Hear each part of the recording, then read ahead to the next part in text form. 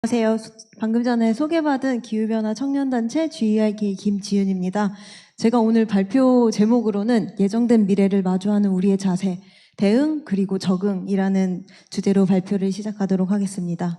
우선 제가 이제 여러 가지 포럼이라든지 행사에 많이 다니는데 오늘 기후 스펙 그리고 솔라스텔지어라는 주제를 처음에 기획서 주셨을 때 되게 반가웠어요. 기후 불안, 기후 우울 여러 가지 용어로 불리는데 그 감정에 대해서 WHO에서 2022년에 이미 정의가 되었으나 우리나라에서는 사실 이 용어 자체에 대해서도 공론화가 많이 안 되어 있거든요. 근데 저희 단체 같은 경우는 이제 국내에서도 활동을 할 뿐만 아니라 해외에서도 많이 활동을 하다 보니까 해외에서는 이미 이런 심리적인 지원에 대한 얘기가 많이 나오는데 우리나라에서는 없어서 저희가 2022년에 서울시 이제 광장에서 기후 약국이라고 해서 조그만 팝업 같은 걸 연 적도 있었고, 그리고 작년에는 지구가 멸망하면 어쩌죠라는 호주의 작가분이 쓰신 기후 불안을 다루는 책의 번역 감수를 도운 적이 있어서 올해도 꼭 기후 불안에 대해서 뭔가를 해보고 싶었는데 이걸 포럼 주제로 가져오셔가지고 준비를 하면서 되게 많이 스스로도 좀 치유가 되는 시간이었습니다. 저희 단체는 간단하게만 소개해드리겠습니다. 2014년에 만들어졌고 비영리 임의 단체이고요.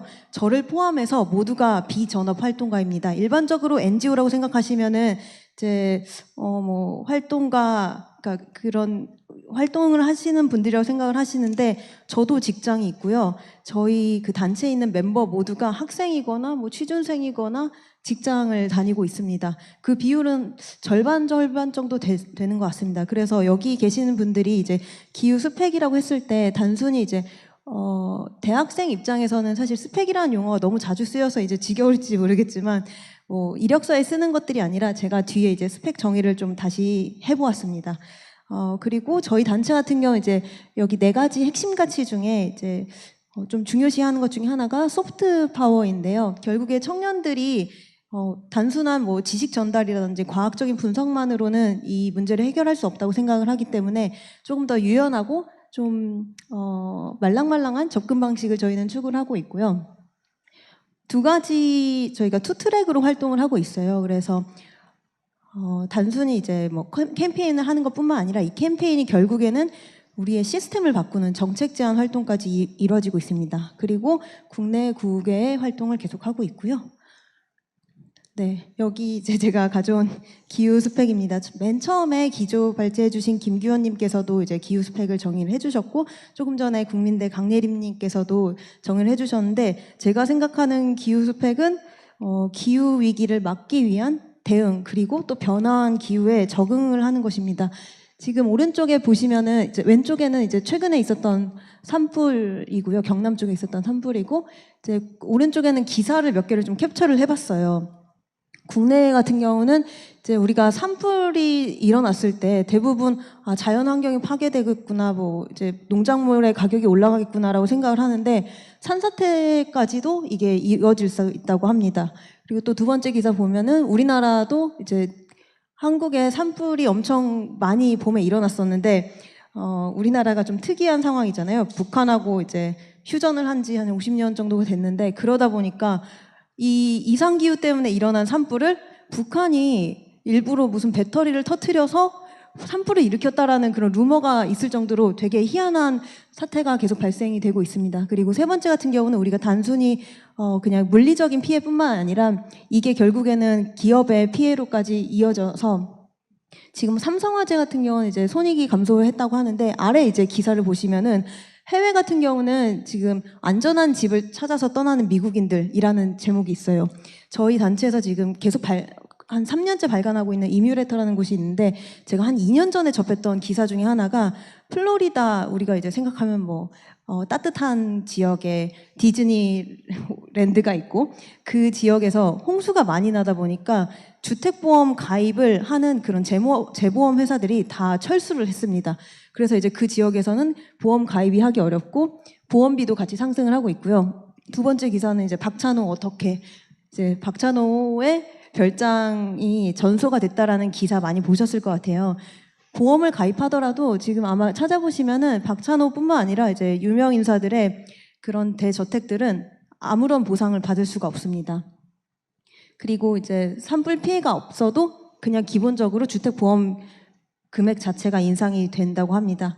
그래서 우리가 생각하는 기후 스펙은 기후 변화를 이제 막기 위한 대응뿐만이 아니라 앞으로 일어날 기후 변화는 사실은 어느 정도 예측이 가능합니다. 홍수랑 홍수 그리고 산불 같은 것들이 이제 가장 기본적인 요소가 될 거고, 그로 인해서 우리가 이제 어떤 청년들 같은 경우는 저희가 직업도 선택하잖아요. 그래서 직업을 선택할 때 우리가 일반적으로 생각하는 그 배달이라든지 아니면 야외 노동자분들은 이제 폭우에서 어떻게 살아남을지, 폭염에서 어떻게 살아남을지에 대해서도 고민을 해야 되고, 또 우리가 집에 대해서 되게 많은 관심을 가지고 있는데, 우리가 계속 2050년까지, 2070년, 80년까지 산다고 가정을 했을 때는 그러면은 좀 저지대에 있는 집을 사도 될까?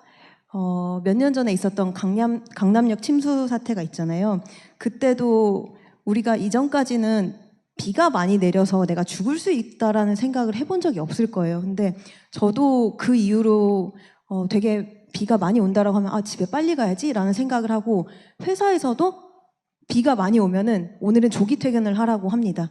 그 정도로 이제 우리가 기후 재난에 대응을 하는 그런 역량이 필요한다는 것을 말씀을 드리고 싶고요. 그러면 우리가 왜 청년들이 더 이 문제에 대해서 관심을 가져야 될까라는 거를 좀 얘기를 하고 싶었어요. 그래서 지금 여기에 눈에 보이지 않고 시간 불일치성이 존재하며 발생 장소에 머무르지 않는다라는 게 이제 기후 정의의 핵심이거든요. 여기에서 말하는 거는 이산화탄소입니다. 물론 온실가스가 이제 6가지의 기체로 정의가 됐지만 이산화탄소가 가장 많은 비중을 차지를 하고 있기 때문에 이산화탄소를 우리가 주로 다루고 있는데, 다른 환경 문제랑은 조금 다른 것 같아요. 예를 들어서 제가 어릴 때 그 태안의 기름 유출 사고가 있었는데 뭐 기억하시는 분들이 있을 수도 있을 것 같아요. 기름이 유출이 되면은 사람들이 가서 스펀지로 막 닦습니다. 아니면은 어디에서 메탄가스가 유출이 됐다? 그러면 그 지역에 이제 주민들이 대피를 해요. 근데 이 이산화탄소는 지금 우리도 내뿜고 있고, 공장에서도 내뿜고 있고, 건물에서도 계속 내뿜고 있으나 지금 어느 정도가 배출이 되고 있는지, 그리고 이 이산화탄소가 배출이 됐다고 바로 효과가 나타나는 게 아닙니다. 대기에 최소 20년에서 30년 정도만 머무르다가 그 이후로부터 이제 효과를 내기 때문에, 지금 이미 1.5도 상승됐다고 아까 전에 김선태 연구위원님께서도 얘기를 하셨는데, 그 1.5도는 사실 우리가 지금 배출한 거라기보다는 과거의 기성세대, 특히 산업화 시대에 배출된 이산화탄소가 영향을 미치고 있는 거라고 생각을 하시면 돼요. 그리고 발생 장소에 머무르지 않는다도, 그래서 우리가 협력이 하기 힘든 이유가 전 세계가 같이 하는 조별과제라고 하죠. 우리가 여기서 석탄 발전소를 안 뗀다고 해서 중국이 많이 떼면은 말짱 도루묵이 되는 거와 같이 우리가 다 같이 이산화탄소를 줄이려는 노력을 해야 되다 보니까 그런 측면에서 청년들이 앞으로 2050년을 생각하시면 아마 한창 중장년 정도 되실 것 같아요. 아이도 있으실 수 있고. 그러면은 그 측면에서 우리가 지금 어떤 것들을 해야 될까라는 고민이 반드시 필요한 것 같습니다. 그래서 세대 간 형평성이라는 단어를 아마 처음 들어보신 분도 계실 텐데요. 이게 아까 전에 말씀하셨던 2015년에 체결된 파리 기후변화 협약이 2015년에 체결이 됐을 때, 저도 그때 이제 처음으로 기후변화 당사국 총회에 참석을 했었어요. 그때 당시에 개발도상국의 리더들과 청년들이 합심을 해서 넣은 단어입니다. 그래서 파리 협약 그 서문을 한번 들어가서 보시면은 이 단어가 맨 앞에 나와 있어요. 이게 결국에는 지금의 세대와 앞으로의 세대가 공평한 부담을 가져가야 된다. 미래 세대가 더 많은 부담을 지으면 안 된다라는 거를 서문화했고요. 이것을 기반으로 우리가 우리의 권리를 주장을 할 수 있게 되었습니다. 참고로 개발도상국도 보시면은 선진국과 개발도상국, 기성세대와 청년세대, 기성세대와 미래세대 이렇게 같은 구도로 가지고 있거든요. 그러다 보니까 개발도상국의 리더는 조금 더 이런 문제에 관심이 많더라고요. 그래서 저희가 이제 생각을 했을 때 기후변화가 뭐 커피값이 오르고 뭐 와인값이 오르고 그리고 그런 것들뿐만 아니라 결국에는 우리 노동이라든지 교육 그리고 전염병 점점 더 심해지고 성평등의 이슈도 있고요. 사회 안정망, 마음 건강, 인권, 국가 안보 등 많은 정말 우리 삶 전반에 다 영향을 미칠 거라고 보시면 될 것 같습니다. 그래서 이거는 이제 그 Save the Children하고 그리고 다른 그 국제기구하고 같이 발간한 보고서인데 아마 기사를 검색해 보시면 아실 거예요. 그래서 2020년에 태어난 아동들은 기본적으로 1.5도 상승이 된다고 했을 때 51%가 폭염을 경험하고 83% 이제 22.7도가 올라갔을 때는 83%, 3.5도 같은 경우는 92%가 경험을 할 예정이라고 합니다. 이거는 사실은 이미 다 예정이 되어 있는 수치다 보니까 우리가 그러면은 지금 태어난 아동들은 어떠한 스펙, 혹 적응력 혹은 대응 능력을 가져야 될지에 대해서 고민을 해봐야 될 시점인 것 같습니다. 제가 이제 아까 전에 국내뿐만 아니라 해외 활동도 하고 있다고 말씀을 드렸는데 4월 달에 제가 브라질에 갔다 왔었습니다. 올해 기후변화 당사국 총회가 브라질에서 열리죠. 그래서 그 기후변화 당사국 총회가 성황리에 좀 종료되기 위해서 이제 전 세계 기후 활동가들이 모여서 브라질 정부에 촉구를 하고 또 트레이닝을 받는 그런 시간을 가졌습니다. 그래서 70개국 이상에서 200여 명이 오프라인으로 모였었고 또 수천 명이 온라인으로 참여를 했었는데요. 결국에는 우리가 힘을 좀 바꿔보자. 그러니까 단순히 에너지뿐만 아니라 우리의 그 의사결정에 힘을 바꾸자라는 그 두 가지의 중의적인 의미를 가지고 있습니다. 그래서 에너지 전환도 될 수 있고 그리고 아래서부터 위로 올라가는 그런 의사결정 구조를 좀 요구를 하는 활동들을 했었습니다. 그 중에 인상 깊었던 거 두 가지를 좀 말씀을 드리고자 하는데요.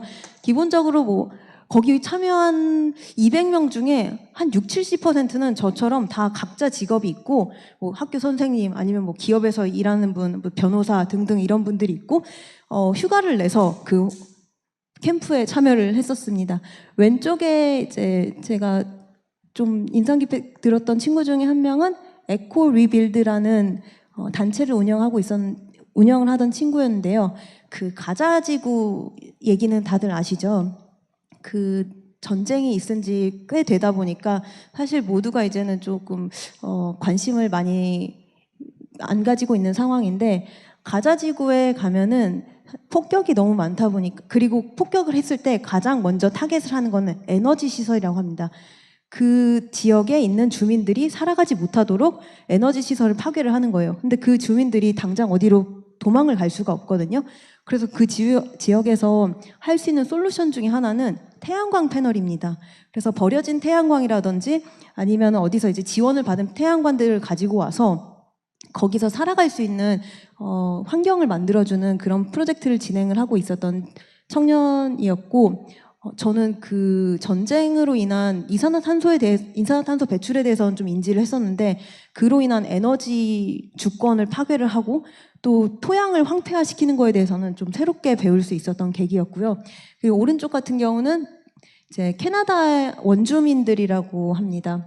캐나다 원주민 청년들인데 우리가 원주민이라고 생각을 했을 때는 사실 좀 개발도상국에 뭔가 그 원주민의 부족의 옷을 가지고 있는 사람들이라고 많이 생각을 하는데 저는 이번에 놀랐던 게 미국이랑 캐나다 이런 선진국의 원주민분들이 많이 참여를 하셨어요. 그래서 원주민분들이 어떻게 지역사회를 다시 회복시키고 또 이거를 청년들의 주도권을 좀 가져갈 수 있는지에 대해서 하나 사례를 얘기를 해주셨는데 우리나라에서는 사실 커뮤니티, 뭐 연대 이런 단어들이 되게 낯설고 우리가 이해를 하지 못한다는 생각을 이번 캠프를 통해서 많이 느꼈는데 이분들은 이제 지역사회에서 지역사회 센터를 이제 태양광 발전소를 하나 만들고 그걸 중심으로 지역사회 커뮤니티 활동들을 하더라고요.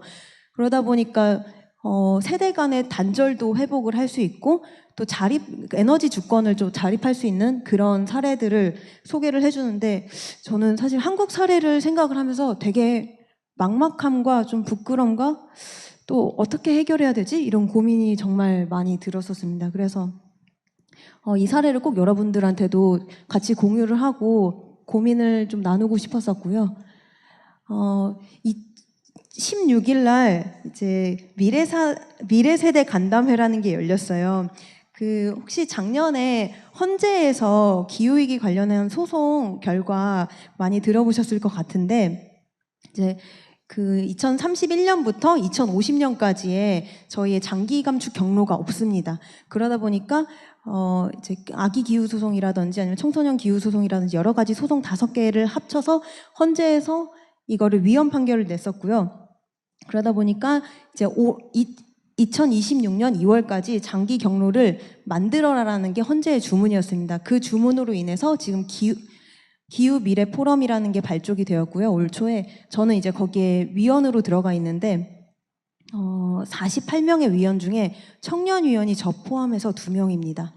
그러다 보니까 그 안에서 어떤 얘기를 하더라도 너무 이상적이다, 현실성이 없다라는 의견이 다수예요. 그러니까 그냥 쪽수로 사실은 밀리는 거죠. 그래서 실장님들한테 얘기를 해서 헌재에서 요구한 조건이 3가지예요. 과학적으로 증명이 돼야 되고, 국제사회의 용인이 되고, 그리고 미래 세대에 과중한 부담이 되지 않는 방식으로 설정을 하라라는 주문이 있었는데, 사실 과학적이거나 국제사회에 위반되지 않는 거는 쉬워요. 근데 미래 세대에 과중한 부담이 되지 않는 방식이라는 거는 미래 세대가 동의를 해야 이게 헌재에서도 위헌이 아니라고 이제 판결을 할 수 있는데, 그러기에는 좀 부족해서 미래세대 간담회를 열었었습니다. 그래서 그때 이제 지난주 거여서 발표 자료에는 아마 반영이 안 돼서 제가 그냥 구도로 좀 말씀을 드리면은, 그때 소송에 참여했었던 한재아 학생이 이제 참여를 했었고, NGO 단체라든지 아니면 기업에 있는 청년이라든지 아니면 저 같은 청년들이 참여를 해가지고 이 미래 세대에 과중한 부담이 되지 않는 방식 중에 가장 판단의 기준이 되어야 되는 것 중에 하나가 탄소 예산이라고 계속 얘기를 드렸었고, 아마 그런 부분들이 반영이 될 거라고 저는 생각을 해요. 그래서 다들 아시겠지만 탄소 예산이라는 거는 우리가 1.5도 목표를 설정을 했을 때 남은 탄소 배출 가능한 양, 2도일 때는, 그러니까 1.5도일 때는 250기가톤이고 2도일 때는 1000기가톤 정도 되고, 이렇게 좀 남은 예산이 있습니다. 우리가 신용카드를 쓸 때도 한도가 있지 않습니까? 그 한도를 어른들 혹은 우리 부모님들이 다 써놓고 우리한테 한 5,000원 남겨놓고서 이걸로 30년을 살아라 라고 하는 거랑 다름이 없거든요. 그래서 만약에 그렇게 5,000원 남겨줄 거면은 미리 그러면 몇백만 원을 주고 가셔라 라는 이제 개념을 가져오기 위해서 이제 탄소 예산을 얘기를 하고 있고요. 그 부분들이 아마 반영이 될 것 같은데 어느 정도 예산을 주실지는 모르겠어요. 네. 그래서 제가 마지막으로 좀 말씀을 드리고 싶은 거는, 우리가 이제 함께 좀 상상하고 좀 고민을 할 필요가 있다라고 생각을 합니다. 저를 포함해서 여기 계신 많은 청년분들이 아마 2014년에 세월호 사건도 기억을 하실 거고 22년에 이태원 사건도 기억을 하실 거예요. 그래서 저희가 이제 코호트라고 해서 같은 기억을 공유하는 세대라고 하는데, 경험을 해봐서 알잖아요. 어른들이 지금 공부해라, 네 할 일이나 해라 라고 했을 때 가만히 있어라, 그런 걸 했을 때 정말 그들이 지켜주나? 보면 아니거든요. 그래서 청년들이 더 내 권리에 대해서 얘기를 하고 이전 세대에 대한 책임을 묻고 그거를 또 기록으로 남겨놔야 이후에 저희가 요구했었는데 안 들어주시지 않았냐라는 근거가 될 수 있다라고 생각을 해요. 그래서 지금 우리 취업할 때 바쁘고 또 집 구하느라 바쁘고 또 아이 출산하느라 바쁘고 여러 가지 삶의 좀 과제들이 있지만, 그 과제들을 한 번에 무너뜨릴 수 있는 게 기후 위기이다 보니까 우리가 이제 미래를 예측을 할 수 있는지, 그 미래 예측을 기반으로 어떤 삶을 상상을 하고 혹은 내가 어떤 미래에 살고 싶은지, 그리고 그 미래를 만들기 위해서는 어떤 시스템을 가져가야 될지에 대해서 같이 고민을 하면 좋을 것 같다라는 생각으로 제가 질문을 가져왔었고, 한 가지 꼭 말씀을 드리고 싶은 거는 우리나라 청년들뿐만이 아니라 지금 이 경험은 사실 글로벌 청년들이 같이 공유를 하고 있습니다. 우리나라에서만 폭염과 폭우가 있는 게 아니에요. 해외에서도 뭐 파키스탄 폭우도 아시고, 뭐 스페인이라든지 독일에서도 폭우로 인해서 사람들이 이제 죽고 그런 사건들이 있다 보니까 오히려 우리는 지금 우리나라 인구로만 봤을 때는 사실 청년들이 숫자가 많이 부족한데 글로벌로 우리가 연대를 확장을 했을 때는 충분히 저는 희망적인 미래를 꿈꿔볼 수 있는 승산이 있다라고 생각을 합니다. 이상으로 발표 마치겠습니다. 감사합니다.